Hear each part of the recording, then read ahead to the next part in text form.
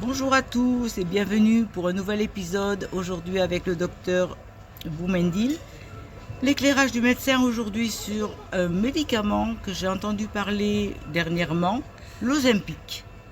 Alors l'Ozempic, pour moi, en tant qu'ancienne compulsive, quelqu'un qui voulait toujours maigrir, qui voulait avoir une taille fine, pour moi, tous les moyens étaient bons. Donc, on me présentait un médicament. Je le trouvais bien, miracle. Et je pensais vraiment que le médicament allait résoudre tous mes problèmes. Voilà ce qu'était mon état d'esprit. Et je rencontre beaucoup de personnes qui sont attirées irrésistiblement vers une espèce de solution miracle. Donc, docteur, c'est quoi cet Ozempic? Est-ce que c'est cette pilule miracle que nous attendons tous pour pouvoir manger autant que nous voulons et ne pas grossir, pour faire simple? Alors, bonjour. Alors, qu'est-ce qui a justifié ce nouveau traitement qui est en train de révolutionner la révolution? D'abord, comme je vous le disais, c'est l'augmentation de prévalence, d'incidence du nombre de cas d'obésité. Entre 2000 et 2020, le nombre de gens obèses, réellement, avec un IMC supérieur à 35, s'est élevé de 30% dans le monde. Donc c'est une augmentation sans précédent. On ne va pas rentrer dans les facteurs. Et les constatations sont que plusieurs patients sont en échec après traitement nutritionnel, médicamenteux de leur obésité, et aussi en échec parfois de la chirurgie de l'obésité. Oui. Donc on a cherché à avoir des nouveaux traitements et surtout des traitements qui permettent aussi de contrôler ce qui survient chez des patients qui sont traités par les médicaments pour l'obésité et les conséquences du diabète, ce qu'on appelle l'hyperphagie, c'est-à-dire le fait d'avoir tout le temps faim, de manger tout le temps, d'avoir tout le temps envie de manger. Et donc l'Ozempic paraît être la réponse médicamenteuse appropriée à cet état de fait, et il permet une perte de poids qui est assez impressionnante, et il permet de limiter ces phénomènes d'hyperphagie par son mécanisme, et donc il a obtenu une autorisation de mise sur le marché chez les personnes qui sont en situation d'obésité avec un diabète non contrôlé par les traitements médicamenteux, pour faire simple, sans rentrer dans le détail. Si je me permets, il y a deux choses qui m'interpellent, parce que l'Ozempic, on perd du poids, mais on perd aussi de la masse corporelle. Ça, c'était la première chose qui m'a alertée pour... Bon, moi, je ne suis pas médecin, donc pour comment dire, ouvrir un petit peu la connaissance sur ce médicament. Est-ce que c'est vrai qu'on perd de la masse corporelle? Parce que c'est quand même grave s'il permet de perdre de la masse corporelle. Parce que perdre du poids et perdre de la masse corporelle, c'est pas les mêmes conséquences. Alors, le mécanisme d'action de l'Ozempic est assez particulier. C'est un mécanisme un peu renforcé par rapport à des médicaments qu'on connaissait déjà, qui sont les analogues de la GLP. GLP, je connais pas.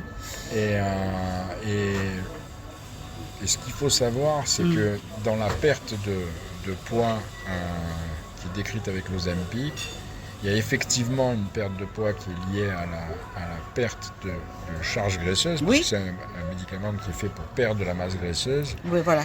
Mais que la plupart des gens trouvent tellement confortable ce médicament qu'ils ne mettent pas en complément une activité physique suffisante, et qu'en général, ils perdent aussi de la masse musculaire avec la masse graisseuse, et donc ils ne perdent pas seulement que la graisse jaune qui est contenue dans le pourtour adipeux de la personne, mais ils perdent aussi de la graisse qui est contenue dans les muscles, et avec cette graisse, ils perdent aussi un peu de masse musculaire. Il faut savoir que l'Ozempic est quand même connu pour avoir quelques effets indésirables au rang des plus fréquents les troubles digestifs, la diarrhée et les nausées. Quand même. Mais la diarrhée assez fréquemment. Et puis quelques effets secondaires qui sont quand même moins fréquents, mais non moins significatifs, et qui peuvent être des poussées de pancréatite ou des vertiges ou éventuellement même des atteintes graves au niveau de la rétine, et que chez des gens qui ont le diabète et qui sont déjà dans des situations avec des rétines fragilisées, il faut être particulièrement vigilant. Savoir aussi que l'Ozempic, qui est un médicament qui a l'AMM dans cette indication d'obésité morbide avec des conséquences en termes de diabète non équilibré par les médicaments, est de plus en plus détourné avec des prescriptions qui se font en dehors des indications classiques, voire même qu'il y a des personnes qui vont abuser de ce médicament et qui vont s'en servir pour manger compulsivement de tout type d'aliments divers et variés, tout en continuant à être à leur poids idéal, et qui peu à peu déclenche une véritable addiction à l'Ozempic. Donc autant c'est un médicament qui, dans des indications bien précises, rend un service inestimable, autant sa généralisation aux obèses diabétiques qui, par confort alimentaire et par insuffisance des médicaments, ne souhaiterait pas faire l'effort, peut conduire quand même à des conséquences, et en termes d'effets secondaires et en termes de risques addictifs qui sont significatifs. En tout cas, dans l'esprit de quelqu'un qui serait dans les addictions alimentaires, c'est quand même tentant de pouvoir manger tout ce qu'on veut sans grossir, et peut-être dans l'esprit de pas mal de gens. Donc c'est très important de remettre ses limites. Je me permets une autre question, parce que ce médicament coûte cher, et le fait de l'arrêter ou de ne pas pouvoir continuer le traitement aurait d'autres conséquences, ou est-ce que c'est un médicament à vie? Comment ça fonctionne? Alors il y a déjà des perspectives, et il y a plusieurs produits qui sont en cours de recherche. Je crois que c'est une étape intermédiaire aux Ozempic, avec un effet de mode, parce qu'il y a un engouement actuellement pour cette molécule, en particulier aux États-Unis, du fait des pertes de poids observées, puis surtout du fait qu'on peut continuer à manger de la pizza en prenant de l'Ozempic, qui est assez attractif pour certains. Certainement. Et il y a un engouement qui est certain, mais il y a beaucoup de molécules dans le pipeline, comme on dit dans l'industrie pharmaceutique, et qui ont pour but de contrôler ces sensations de faim excessive, et avec derrière un but de contrôle de poids. Le plus connu d'entre eux est celui qui vient d'obtenir une autorisation de mise sur le marché compassionnelle, qui s'appelle la 7-mélatonine, et qui sont également des produits risqués, parce que non seulement il y a un risque de détournement de l'usage, de mésusage de ces produits, mais également des risques de dépression, des risques de syndrome anxio-dépressif, qu'on décrit aussi avec l'Ozempic, et surtout chez les gens qui abusent d'Ozempic. Des fois, ça peut même aller jusqu'à des tentatives de suicide. Et que tout ça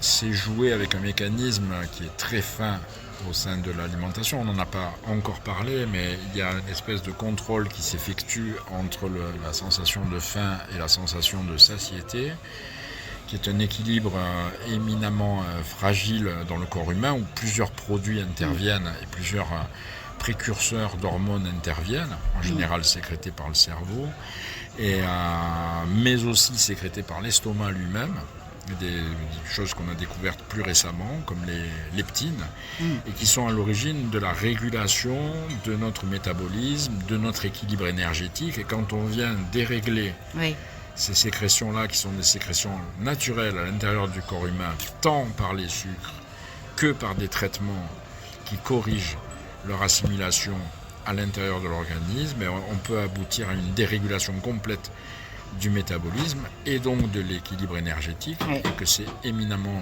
dangereux pour ce qu'on appelle génériquement notre métabolisme, qui est quelque chose de très fin, qui est quelque chose qui est réglé par notre biologie interne, par nos rythmes, et sur lesquels il est difficile d'avoir une interaction sans conséquence. Oui. Et est-ce que, la question qui me vient, est-ce qu'on peut avoir une accoutumance à ce médicament?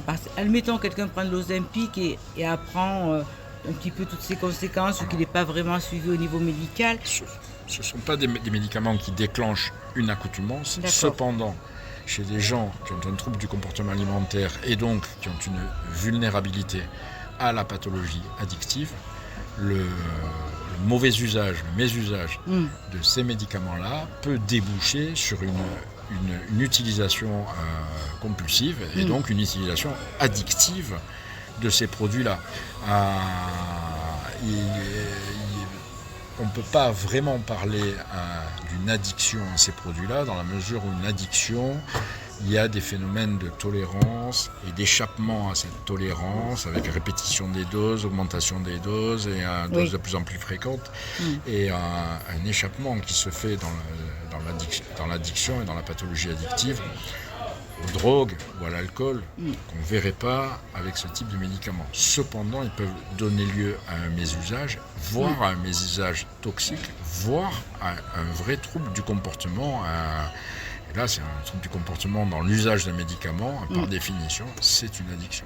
J'en conclus que si des personnes venaient me voir avec comme prescription cet Ozempic, peut-être, il serait bon peut-être d'avoir une collaboration plus précise avec le médecin pour bien comprendre si c'est le bon usage, ou si des fois, parce que les personnes qui veulent à tout prix un médicament, vous savez bien comment ça marche, vont se débrouiller pour l'avoir. Et je trouve que ça pourrait être aussi mon rôle de travailler en relation avec le médecin autour de ces médicaments. Effectivement, il faut faire un maximum de prévention. Et après, dans le mésusage, il y a les détournements de la prescription auquel patient ce médicament est destiné dans le cadre de ses indications strictement, c'est-à-dire le fait de le prescrire en dehors de son autorisation de mise pour le marché, de son AMM, et puis il y a le fait pour les patients de s'en procurer de manière inappropriée, c'est-à-dire en allant chez plusieurs médecins pour s'en faire prescrire davantage, ou alors des productions de ce médicament qui peuvent même être clandestines, puisqu'actuellement on commence à voir surgir des filières de ce médicament, et dans la fabrication illégale d'un médicament, il y a toujours un risque surajouté, qui est le risque d'avoir un produit toxique qui a été mal fabriqué et qui n'est pas surveillé, contrôlé comme on contrôle la production d'un produit pharmaceutique. En tout cas, merci beaucoup docteur pour cet éclairage, et puis à bientôt. Merci.